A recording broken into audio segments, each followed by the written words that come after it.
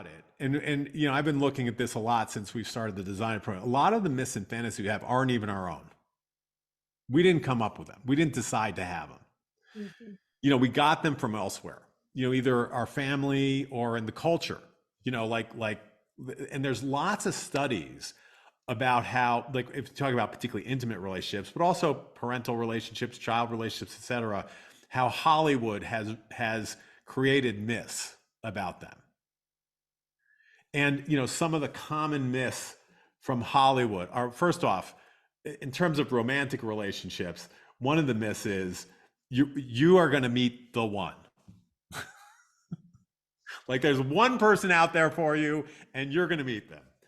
And by the way, you can add in uh, you can add in you know, any myths you have for yourself.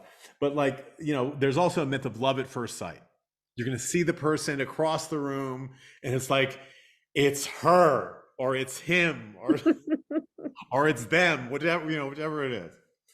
There's also one of the biggest myths is happily ever after, right? That was just in the chat there, Doug. Prince and Prince Charming, Princess and Prince Charming. There you go.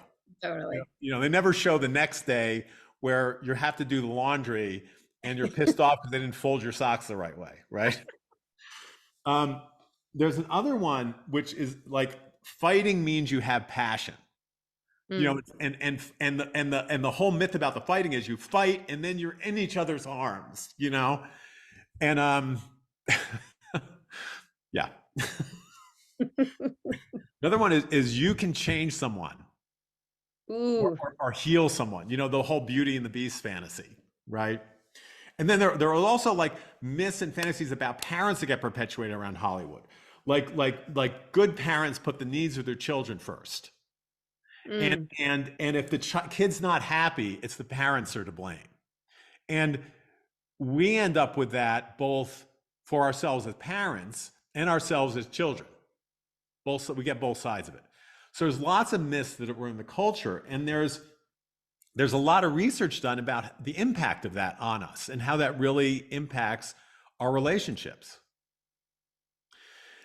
Another area, by the way, of myths, there's not only Hollywood, but and this is has been increasing over time, is also pornography and the impact on relationships. Because a whole world of fantasy in there, and there are studies done how people who look at porn even like once a week have lower satisfaction in their relationships, regardless of sexually or not, just relationships, period.